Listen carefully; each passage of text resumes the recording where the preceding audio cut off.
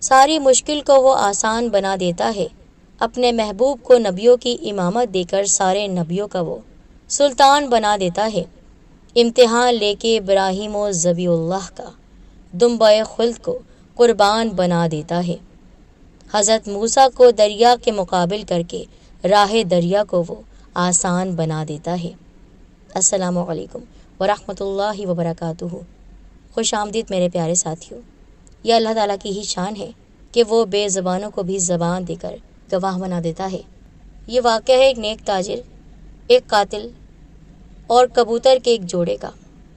ان دو کبوتروں نے آخر وہ منظر دیکھا تو کیا کہا، اللہ کے ولی نے کیا تدبیر اختیار کی، یہ جان کر آپ حیران رہ جائیں گے۔ مکمل واقعہ سنیے گا اور اس واقعے کو شیئر کرتے ہی سبسکرائب کر دیں ہمارے چینل سیدہ ٹی وی کو، بیل آئیکن کو اس کے ساتھ دبائیے، آل نوٹیفیکیشن پر کلک کر دیجیے گا اسلام کے حق باز سیدہ ٹی وی کے ساتھ۔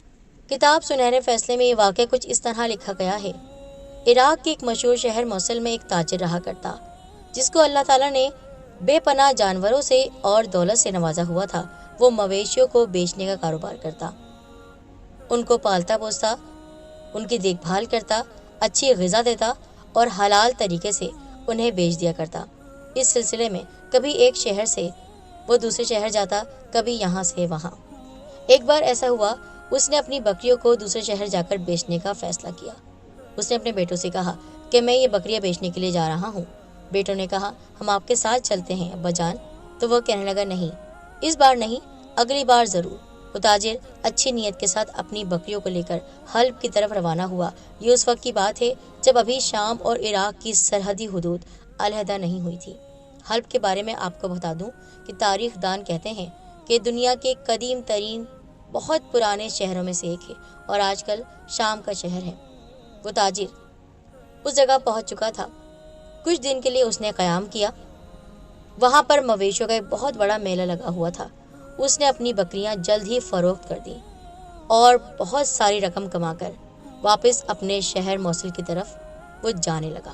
ابھی وہ اپنے سفر کو جاری رکھے ہوئے تھا کہ ایک ڈاکو، جو جگہ کا بہت مشہور ڈاکو تھا، اس نے اس کو دیکھ لیا اور وہ سمجھ گیا اس تاجر کے پاس ایک بہت بڑی خطیر رقم ہے، یعنی بہت زیادہ روپیہ پیسہ ہے۔ اس نے سوچ لیا کہ میں اس کو لوٹ لوں گا۔ وہ ڈاکو مسلسل اس تاجر کے پیچھے لگا ہوا تھا، اس کی مسلسل نظروں میں تھا۔ وہ تاجر راستے میں ایک ویران جگہ پر ایک درخت کے نیچے کچھ دیر آرام کرنے کے لیے جب رکا تو اس ڈاکو نے اس پر حملہ کر دیا۔ اس کی گردن پر اپنا خنجر رکھا اور کہا جو کچھ تمہارے پاس ہے نکال کر میرے حوالے کر دو۔ اس نیک انسان نے ادھر ادھر دیکھا اور شور مچایا کہ کوئی اس کو بچا لے، مگر اس ویران جگہ پر اس کی کون سنتا۔ اس نے خاموشی سے اپنا تمام مال ڈاکو کے حوالے کر دیا اور کہا اب تو مجھے جانے دو۔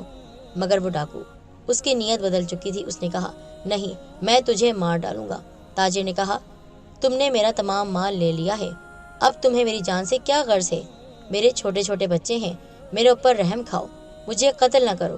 مگر ڈاکو پر خون سوار تھا۔ اس نیک انسان نے اس کی منت سماجت کی، پر اس نے اس کی منت سماجت کی کوئی پرواہ نہ کی اور اس کو قتل کرنے لگا۔ دائیں بائیں دیکھا، کوئی اس کی مدد کر دے، مگر ایسا لگ رہا تھا کہ کوئی بھی اس کو سننے والا نہیں ہے۔ اچانک اس کی نظر اوپر درخت پر گئی جس کے نیچے وہ آرام کر رہا تھا۔ اس نے وہاں پر دیکھا دو کبوتر بیٹھے ہوئے ہیں اور اسی کی جانب دیکھ رہے ہیں۔ اس نے ان کبوتروں کی طرف دیکھ کر کچھ کہنا چاہا کہ ڈاکو خنجر سے اس پر پے در پے حملے کرنے لگا۔ اچانک اس نے بڑی مشکل سے ان کبوتروں کو مخاطب کیا، اے کبوتروں، گواہ رہنا کہ مجھے اس نے بے رحمی سے مارا ہے، میرے حلال کمائے ہوئے مال کو اس نے چھین لیا ہے، تم گواہ رہنا اور میرے بچوں کو میرے بارے میں بتا دینا۔ ڈاکو اسے مار چکا تھا اور اس کے آخری الفاظ نہایت مزاحیہ انداز میں دہرانے لگا، اے کبوتروں، گواہ رہنا، گواہ رہنا۔ ہاں، یہ کبوتر بے زبان کیا گواہی دیں گے تیری؟ اب وہ ڈاکو اس نیک انسان کو مار کر اپنے راستے پر آ چکا تھا۔ راستے میں بھی وہ مقتول کے الفاظ دہراتا رہا، ہاں، بے زبان پرندے اس کی گواہی دیں گے، ایسا نہیں ہو سکتا ہے، انہیں کیا معلوم میں کون ہوں۔ ادھر اس نیک انسان کے اہل و عیال اس کی آمد کے منتظر تھے۔ دن گزرتے رہے مگر اس کی کوئی خبر نہ ملی۔ चुनाचा उसका बड़ा बेटा अपने वालिद की तलाश में उसी शहर हल्ब आया। वहाँ उसको बताया गया कि वो फला तारीख को यहाँ आया था, फला जगह क़याम किया था, फला के हाथ अपनी बकरियाँ उसने बेची थी और इतनी रकम वसूल की थी जो कि बहुत ज़्यादा थी। और चंद दिनों के बाद हल्ब से कुछ फासले पर वीराने में किसी नामालूम शख्स ने उसे खंजर के वार से मार दिया और सारी रकम छीन कर भाग गया। तुम्हारे वालिद को इसी शहर के कब्रिस्तान में दफना दिया गया है। बेटा बहुत रोया, बहुत गमज़दा था। अपने बाप से मोहब्बत करने वाला वो बेटा हाकिम शहर के पास गया, वहाँ दुहाई दी, ये कैसे हो गया?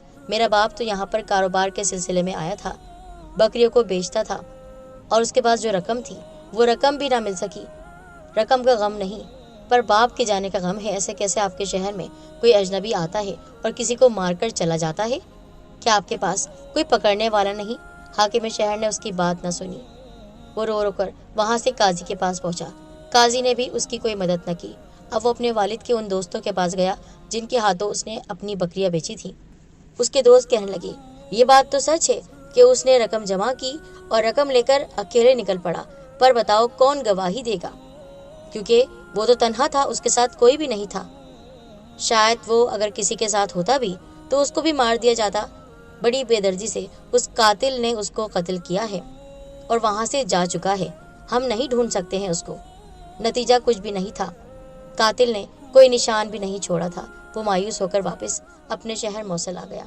घर आकर वो सोच रहा था किस तरह माँ को इतला दे कि वो बेवा हो चुकी है और उसका बाप मारा जा चुका है, और ये भी नहीं पता कि उसको किसने मारा है। पर माँ को बताना तो था। उसने कहा, माँ, हमारे बाप को इस तरह किसी ने मार दिया है और वो कौन अजनबी था हम नहीं जानते। पैसा भी लेकर भाग चुका है और बाप को उसने ख़त्म भी कर दिया है। मैं उसी कब्रिस्तान से होकर आ रहा हूँ जहाँ पर वो दफन है। माँ ने खबर सुनी तो वो बेहोश हो गई। माँ को होश तो आ गया था, लेकिन कई साल बीत गए पर किसी तरह भी उस कातिल का पता न लगा। वो बेटा हर रात यही सोचता कि किस तरह मैं अपने मजलूम बाप को इंसाफ दिलाऊंगा, किस तरह। एक बार ऐसा हुआ कि वो फजर की नमाज पढ़ने मस्जिद गया। वहाँ पर एक मौलवी साहब थे। उन्होंने उसे परेशान देखा और ज़ारो कतार रोते हुए देखा तो उससे पूछा, बेटा क्या हुआ, क्या सबब है जो तुम यूँ रोए जाते हो? उसने तमाम वाक़या सुना दिया कि मेरे नेक बाप को किसी ने मार डाला है और आज मैं यतीम हो गया हूँ। मेरी माँ तो सदमे से पागल हो गई है और मुझे समझ नहीं आ रहा वो कौन था जिसने चुपके से मेरे बाप को मार दिया कि उस शहर के हाकिम को भी ये बात मालूम नहीं, गवाही देने वाला भी कोई नहीं। वो मौलवी साहब कहने लगे, अगर मैं तुम्हें वक्त के वली के बारे में बताऊं जो इस वक्त अल्लाह के बहुत बड़े वली हैं और अपने इल्म पर वो उरूज रखते हैं, कि वो ज़रूर हमें खबर दे देंगे कि तुम्हारे बाप को किसने नाजायज़ तौर पर कत्ल किया है। बेटा बहुत खुश हुआ। उसने कहा, क्या आप मुझे उनसे मिला सकते हैं? मौलवी साहब के साथ वो अल्लाह के वली के पास पहुँचे। वो उस वक्त अपनी इबादत में मसरूफ़ थे। वो चुपके चुपके रोए जा रहा था। अल्लाह के वली ने अपनी इबादत से फारिग होकर कहा, बेटा गम ना करो, इंशाअल्लाह गवाही वो देंगे तुम्हारे बाप के कत्ल की जिनके बारे में उस अजनबी को भी वहम गुमान नहीं। तुम देख लेना, अल्लाह ताला की रस्सी जब खिंचती है तो बड़े से बड़े मुजरिम अपनी गर्दन को नहीं बचा सकते हैं। तुम देख लेना, वो पकड़ा जाएगा और अपने मुंह से खुद उगलेगा। बेटे को इत्मीनान आ गया था। कई साल बाद किसी ने उसके दिल को तसल्ली दी थी। अब यहाँ पर आप किस्सा सुनिए उस डाकू का। वो शख्स जो ये भूला नहीं था कि उसने उस नेक ताजिर को कत्ल किया है। जब भी वो किसी कबूतरों के जोड़े को देखता तो उसे उस नेक ताजिर के अल्फाज याद आ जाते, ए कबूतरों गवाह रहना। वो फिर से हंसता और कहता, कितना बेवकूफ़ था ना, बेजुबान कबूतरों को गवाह बना दिया। अरे मुझे कौन पकड़ेगा, आज मैं शहर का अमीर तरीन आदमी हूँ, मेरे बराबर कोई नहीं आ सकता है। एक दफ़ा उसके किसी करीबी रिश्तेदार के यहाँ तकरीब थी। वो खुद तो खासा अमीर कबीर था, उसका रिश्तेदार भी बहुत ही ज़्यादा पैसे वाला था। वहाँ पर बहुत से नामी गिरामी अफराद मौजूद थे। खाना लगाया गया और वहाँ पर किस्म किस्म के खाने चुने गए। उस कातिल के सामने भी एक बड़ा सा थाल रखा गया। जब उसने थाल से ढक्कन उठाया तो सामने 2 बड़े कबूतर भुने हुए पड़े थे। उस आदमी ने एक लंबी सांस ली और उसकी आंखों के सामने एक दरख्त, उसके ऊपर बैठे हुए कबूतर का एक जोड़ा और एक मजलूम मकतूल की लाश ढूंढ गई। उसके कानों में उस नेक ताजिर के अल्फाज गूंज रहे थे, ए कबूतरो गवाह रहना। और फिर उसने न चाहते हुए भी एक जोरदार कहकहा लगाया। जोर जोर से बेख्तियार वो हंस रहा था। लोग उसको पागल समझने लगे। लोगों ने देखा ये इसको क्या हो गया है। अब उसने कबूतरों की तरफ इशारा किया और फिर जोर जोर से हंसने लगा। एक गैर मरई ताकत ने, अनदेखी ताकत ने उसकी जबान खुलवा दी। वो दावत को भूलकर, खाने को भूलकर लोगों को कत्ल का वाकया सुनाने लगा। उसने एक एक बात मुकम्मल तफसील से लोगों को बता दी।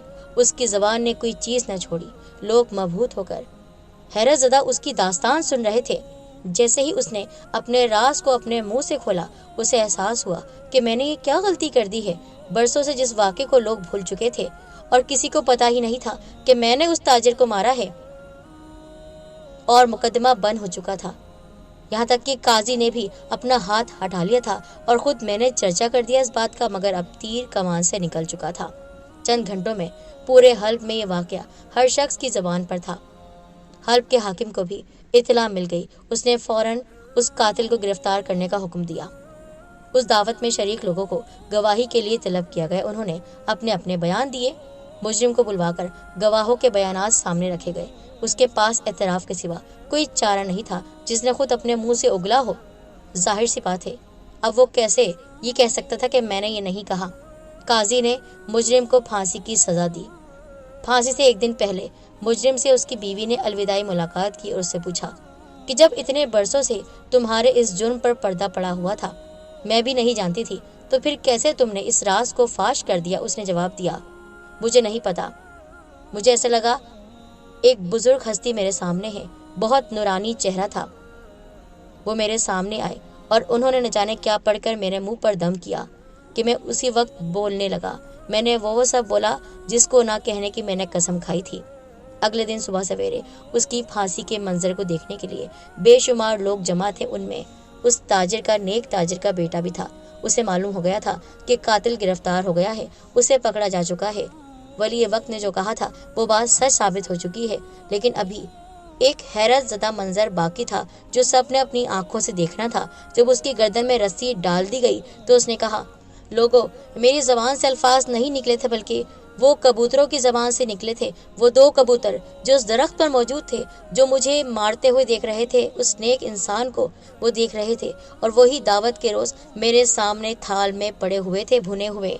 वो मर चुके थे, लेकिन मुझे नहीं पता। वही कह रहे थे, मेरे मुंह से वही अदायगी हो रही थी। मुझे ऐसा लग रहा था वही कह रहे हैं, मुझसे कहलवा रहे हैं सब कुछ। लोग उसको समझ रहे थे कि इसका ज़हनी तवाज़ुन बिगड़ चुका है। अब जल्लाद ने रस्सी खींच दी। लोगों ने एक मुजरिम को उसकी सज़ा पाते हुए देख लिया और सुक्का सांस लिया। फिर अचानक ही तमाम लोग बेख्तियार नाराए तकबीर, अल्लाहु अकबर और अल्लाह ताला की किबरियाई और वहदानियत की कलिमात बुलंद करने लगे कि या रब, तेरी कुदरत सबसे आला है, तू चाहे तो बेजुबानों को भी ज़बान दे सकता है। उसी वक्त लोगों ने दो कबूतरों को देखा जो कातिल के सर पर बगैर किसी हरकत के बैठे थे। तमाम लोगों ने बेक आवाज़ में कहा, हमने गवाही दी, इन दो कबूतरों ने भी गवाही दे दी है। और फिर यही नहीं हुआ कि मुजरिम को अपनी सज़ा मिल गई, बल्कि बकरियों से हासिल होने वाली वो रकम जो उस ताजिर नेक इंसान की थी, उसके बेटे को दिलवाई गई। यूं एक बाप ने गवाही दिलवाई दो कबूतरों से, और पैसे जो उसके हलाल कमाई के थे वो उसके बेटे को, उसकी बीवी को दे दिए गए। सुभान अल्लाह। बेशक इंसान अगर नेक काम करता है तो अल्लाह ताला गवाही बेज़बानों से भी दिलवा देता है। हमें यकीन होना चाहिए इस बात का। हमारी वीडियो को आप ज़रूर शेयर कीजिएगा और अपना बहुत ख्याल रखें। कमेंट करते रहा करें। जज़ाकल्लाह खैर।